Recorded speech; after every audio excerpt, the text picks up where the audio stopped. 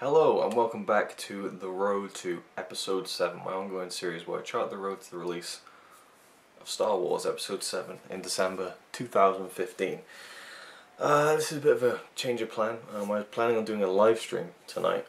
Tonight is Saturday my calendar's on the other side of the wall. The 9th or 8th of August 2014.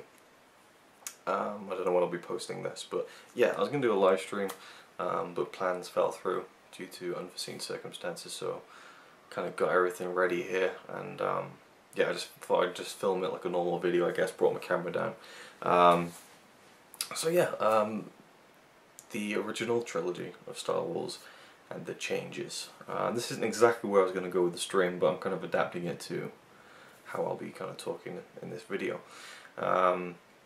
Yeah, so the changes in the original Star Wars movies, and again, this whole series is about news about the new Star Wars film, but I kind of wanted to check in on this because I watched the original films this week in their despecialized form.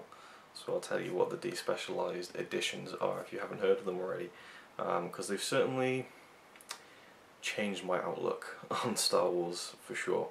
Well, my outlook on future viewings of the films, and I guess this will kind of be like my final word on the dreaded changes. So, first of all, you know, Star Wars came out in 1977, Empire Strikes Back 1980, and Return of the Jedi in 1983. The full trilogy until 1999, when George Lucas decided to do Episode 1, 2, and 3, you know, the prequels. So, you know, I don't know the dates, but I know that, you know, Star Wars first came out on, well, actually I'm not sure which it was first, probably the VHS, I guess, and then we had Laserdisc, and then the next logical step was, excuse me, DVD.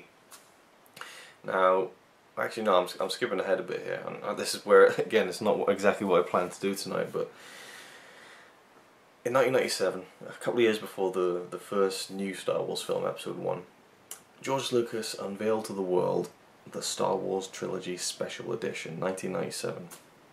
Both a theatrical release and on home video, on VHS, and we had special edition versions of all three films that included new scenes, you know, deleted scenes restored, new special effects, and that sounded awesome. And when I was a kid, I loved it. I loved all of them. I thought they were great, you know. I thought, wow, look at all this. But it sounds better than it actually is, because the deleted footage that was restored still has some CGI tamperings with it, and it never truly, well, I guess it did to me at the time, but in later years it's never truly felt like it belonged in those films. You got this outdated 90s CGI that they were clearly testing before they did the new Star Wars films, and what can we actually do? And it almost feels to me like they were doing it just as a laugh. They kind of go like, hey, let's see what we can do with the original films before we do the new ones. Screw it, let's just release it on video and stick it in the cinemas and make some more money. I know that's not the case because they did put a lot of time into it, but... And definitely George Lucas, man, there are so many moths buzzing around my light right now.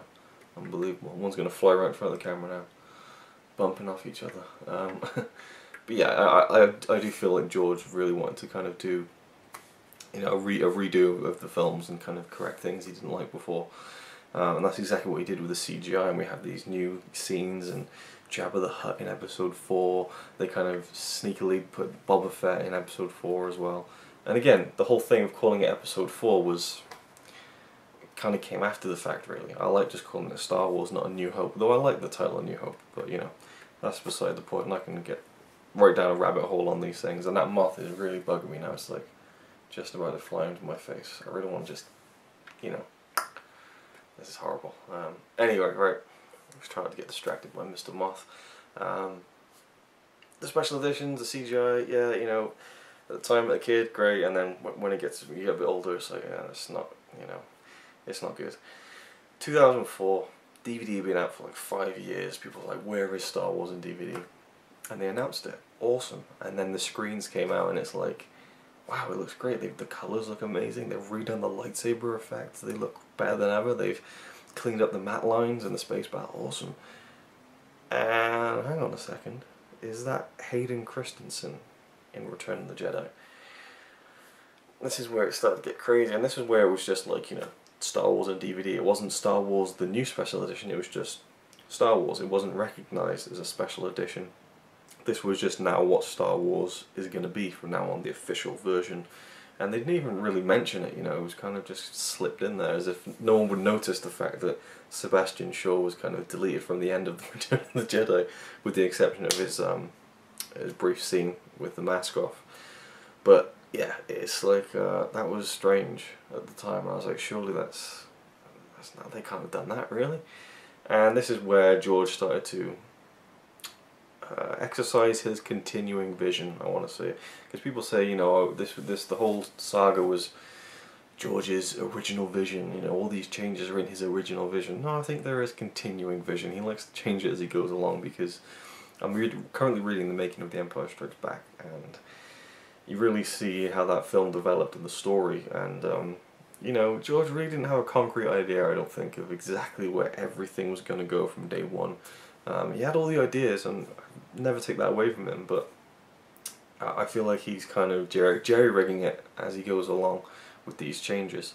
And he gets to a point where, for me, the crucial thing of this whole change debate is that it got to a point where, you know, the original changes in '97 were to kind of make it look a bit, you know, give it a bit more scope, I suppose, and clean things up and make them look better. But the 2004 changes were made to make the films fit the new ones.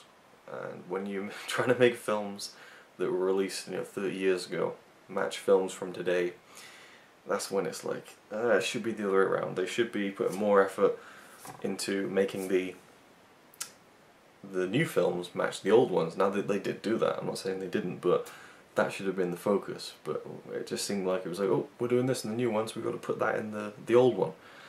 And it didn't work for me, it really didn't work for me. And again, the changes, I kind of grew to live with them. I kind of grew to just accept them for what they were and go, okay, I guess this is Star Wars, you know. And it didn't really, for me, all the changes, they still don't ruin what's great about the Star Wars movies. But they do hamper them, I think. And then we had the Blu-ray release in 2011. I was hyped for that. That's one of the reasons I got into Blu-ray. That's one of the reasons I'm sitting in front of a camera at 2 in the morning talking about movies, is because I got into the Blu-ray collecting community and became a part of the movie YouTube community. So, you know, Star Wars guided me down that path as well. But the Blu-rays were coming out, wow, it's going to be awesome. And then the screens came in, and it was like, hang on a second, they've added digital rocks into a scene where R2-D2 is, and again, I'll get into this, but it was like, oh my god, they're adding more changes again. And then there was the announcement that someone had seen the Blu-ray before it came out, and they said that they added Vader dialogue to Darth Vader's kind of silent self-sacrifice at the end of Return of the Jedi, and I was like, that's got to be some kind of, someone's taken a clip of Darth Vader going no from Revenge of the Sith episode 3, and they put it into Return of the Jedi, and they're trying to pass it off as some kind of, you know, this is what they did with the Blu-ray, ha ha ha, April Fools. No, it wasn't April, and it wasn't a joke, it was real, it was very real. And again, I'll get into that. So there's been 3 kind of main changes: 97, 2004, 2011. 97, the first kind of major thing I think is Han shooting first, the whole deal with Han Solo in the Mos Eisley cantina with Greedo. And of course in the original film, Han pulls a Tuco from Good, the Bad and the Ugly, and he just shoots him as he's talking. Boom, right in the face, he drops dead. Han leaves like a badass, flips over a coin for the damage. I mean, just brilliant, you know, classic scene. In 97, it was decided that this was too ruthless of Han to do, to just kill someone, so it was changed where Greedo the alien shot at Han first, and so he kind of ducks it and shoots Greedo. Only, you know, Harrison Ford was not as young as he was in 1977, and so, this moth. So basically, they just digitally moved his body. Oh my god. This moth is just like determined to ruin this video, I think. Oh, it's massive, I just want to... Oh. The rage I feel inside me this night has just gone absolutely bollocks. Unbelievable. I'm going to have to just stop the camera for a bit, I think. Moving on. What was I even saying? So the hand... I'm just going to leave this in, whatever. Who cares? Whatever. Jesus. So the whole Han shooting first thing, it wasn't a case of Han shooting first, it was a case of Han being the only one who shot in the first place. You know, there was no second coming from Greedo, he was dead.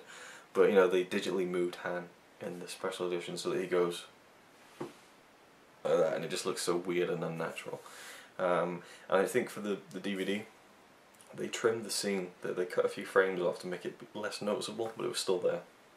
And I think they tinkered with it in 2011 as well, but for me that's not really a deal breaker, that's just one of those things, whatever, it's stupid that it's there, but it doesn't ruin anything. Then we have the Mos Eisley stuff, you know, the approach into the city, and it just expands out and you get all this like, whoa, it's so big, and there's like things going around and these 90s CGI monsters, and you know, for me I like the smallness of the original film and just how real it looked. It didn't look real when it pans out with the CGI thing, and it just didn't have that lived in feel that the original movie did because it was all real. And then we have the Jabba the Hutt scene, which again, they just hadn't really perfected the art of making a fully CGI character on screen look credible. I guess it kind of passed off on VHS, but when you get to DVD and especially Blu-ray, it's like, oof. And again, I think for 2004 DVD they redone the Jabba CGI, but it still wasn't up to scratch. And they have this weird thing where Han walks around him and stands on his tail, and it's just the digital smearing is weird. It's just, and there's a little documentary about it on the beginning of the VHS release in '97 where they're like, oh yeah, we didn't know how to figure it out, so we thought, what if he steps over his tail? And it's like, yeah, awesome, but it still looks shit. So again, this is inserted in the scene that they shot in '97 with Jabba when they didn't know what they were going to do. It was just a human, and they replaced the human with the CGI. Again, moths everywhere, just bugging me. So yeah, there's that, and then, you know, just loads of little tiny shots, like Obi-Wan's house is redone, you know, the shot of Mos Eisley from afar is redone, just bits of the space battle at the end of the film are redone, the explosion of the Death Star is redone, you know. For me, it's the CGI stuff in Mos Eisley, the main offender in Star Wars. Moving to Empire Strikes Back, the least touch film, thankfully. The only change that I really like is the fact they had a bit more of the Wampa, the Ice Wampa, but they did a real practical suit to film those new shots. Even the director Irvin Kershner said he thought those shots worked well because they were limited with the original puppet. And then we have an expanded CGI rendering of Cloud City, which for me probably looks the best out of all the CGI they did because it doesn't really intrude too much. But again, I just prefer the original design. I think it looks great. So yeah, and I feel like it's kind of sad that some of that original design was lost with the special editions. And then there's the tiny little things they've changed, you know, here and there. Nothing too major in Empire Strikes Back, thankfully, because that's my favourite of the three. Then we have Return of the Jedi, probably like the most notorious film for the changes. Again, there's loads of little ones, but the main offenders, we have the musical number at the beginning in Jabba's palace, which is redone with CGI, and we have this little furry character like going habba habba habba, and he's like dancing and stuff, and then he just runs up to the camera and he's like ah, singing, and we see like his tonsils moving. It looked like they were just like, let's get the camera to just go right up to let's get the character to go right up to the camera and just mug and show him like how good we can do CGI. It was just like a real gratuitous kind of showing off shot, I think. I didn't like that. I loved it as a kid, I was like, oh, this is cool, but no. And then we have like a little plant mouth thing coming out of the pit of Sarlacc. No.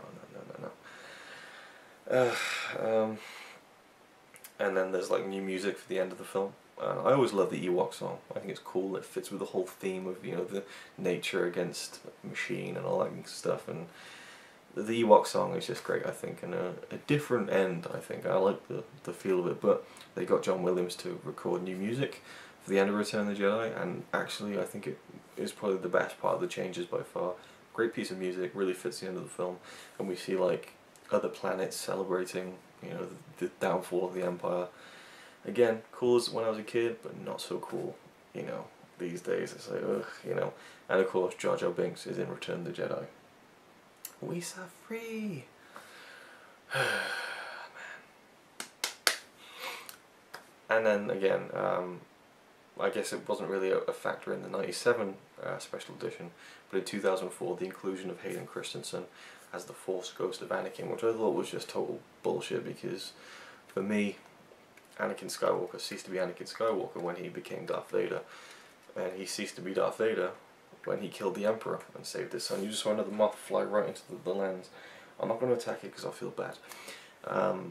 Yeah, for me it made sense to see the older version of Anakin after he redeemed himself at the end of Return of the Jedi. And just seeing Hayden Christensen there just was really out of place, and the fact that he's like, he's got like a kind of a come to bed kind of eyes going on, it's just really creepy and weird, and Luke's like, you know, like, surely he'd be like, who's that, you know, doesn't look like my dad, who I just saw like 10 minutes ago. Oh, and of course in Empire Strikes Back, the image of the Emperor was replaced with Ian McDiarmid reprising his role. I don't mind that, but I still preferred the creepier kind of Emperor that was kind of a mix of a woman's face, a man's voice, and chimp eyes. Really creepy art, I really liked that. And, right, the 2011 Blu-ray changes. For me, the main offence is the part where R2-D2 is hiding from the Tusken Raiders behind some rocks. And they decided to put digital rocks around him so he was even more covered. Which looks really out of place, by the way. But the fact is, in a couple of shots after that, those added CGI rocks are not there. They basically added in a continuity error, which to me is almost unforgivable. I don't know why the hell that was, who approved that. And then, you know, we still have Hayden Christensen in the end of Return of the Jedi, but they've added something. They added Darth Vader going, no, before he kills the Emperor, which for me just sounds horrible. But two, surely it alerts the Emperor to the fact that he's about to pick him up and he's just changed his mind and he's going to kill him. Surely if someone's standing next to you going, no, you go, what? But no, the Emperor didn't, you know, again, it just creates an error for me. And it just sounds horrible and forced, and his silent inner turmoil was what made the end of that film so amazing to me, because you don't know what's going on behind the mask. The no kind of gets rid of that tension, and it's like, you know. And I kind of almost grew to just kind of enjoy the taste of shit with the Blu-rays, and I've watched the Blu-rays twice now, and I just kind of went with it. But this week I watched the Despecialized Editions, and they were created by a guy called Harmy, and he was helped with many other people who did loads of different stuff, but he kind of brings it all together. And the Despecialized Editions kind of present the best quality versions of the original films, the unaltered, which have been painstakingly recreated from many different sources. The 2011 Blu-ray, the 2006 DVD, which they finally brought it out on DVD, the original films, but they weren't good quality versions. They were like cropped Laserdisc transfers, you know, from 1993. So, you know, it was the best quality we had, but, you know, basically a lot of work went into recreating it, and I'm not going to go into details because I think the video featurette that someone made sums it up far better than I could, so I'll leave a link to that down in the description. It's a great little look at how Harmy put all the elements together from so many different sources and so many people who helped him out. Fantastic. I mean, I just needed an excuse to watch them, and I watched them this week, and it was a religious experience. It was amazing seeing these films in great quality, particularly Star Wars, which now has a HD version. I believe he's working on getting Empire and Jedi up to HD standards, but the work that's gone into it is fantastic. I mean, original film elements, you know, 70mm like cells that have been used, custom mats, and there's so many different audio options as well, different like the Laserdisc audio mix and a 35mm audio mix. I mean, just so many different things, and all the commentaries amassed in one place. It's just a fantastic thing for Star Wars fans. Of course, it's not official, but it is what it is. But it was amazing watching Star Wars. It was just like, it took me back. It really took me back more than it usually does to when I was a kid when I first watched it, and more so with Return of the Jedi. Empire, it was great to see, but really for me, the Blu-ray DVD version of Empire, even the special edition, to me is the least touched, so I can really enjoy that either way. But it was great to hear Boba Fett's original voice. Again, I feel sad for the guy who played the voice of Boba Fett. He's officially deleted from history now, you know. What are his kids gonna say? Oh, Granddad used to be in Star Wars, not anymore though. You know, I think that's quite sad.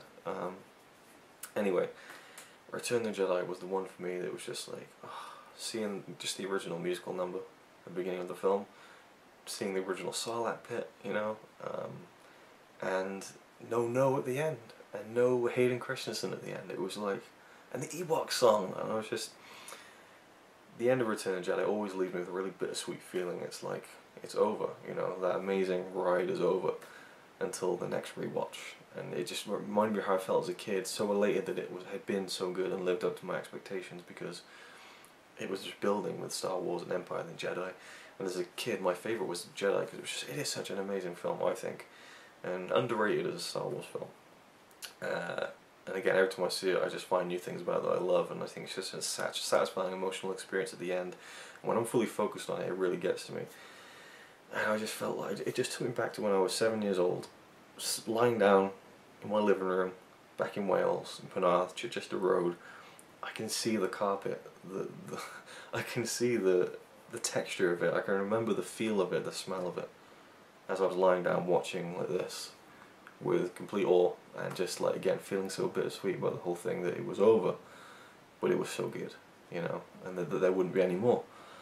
But of course there is going to be more, and that's the exciting thing, but it's also a worrying thing, because I wonder if it's going to tarnish things. But nothing will change the original films, but for me the Despecialized Editions are now my definitive editions until Disney decide to remaster and re-release the original films, which I think is definitely possible, but I don't know whether it will happen or not. I think there's a lot of money to be made, so I think it will happen eventually, but for now the Despecialized Editions are just amazing. I highly recommend them to anyone, and yeah, it was just great to see those films the way they were originally made and presented to the world. Even some of the dodgy matte lines I enjoyed seeing, so yeah, that was my kind of final word on the changes and stuff, and my thoughts on the Despecialized Edition. For me, that's the way to go from now on. I don't think I'll ever watch the Blu-ray of Return of the Jedi again. Maybe Empire, maybe Star Wars, but Jedi, can fuck right off. Thanks for watching, and I'll see you with the next one.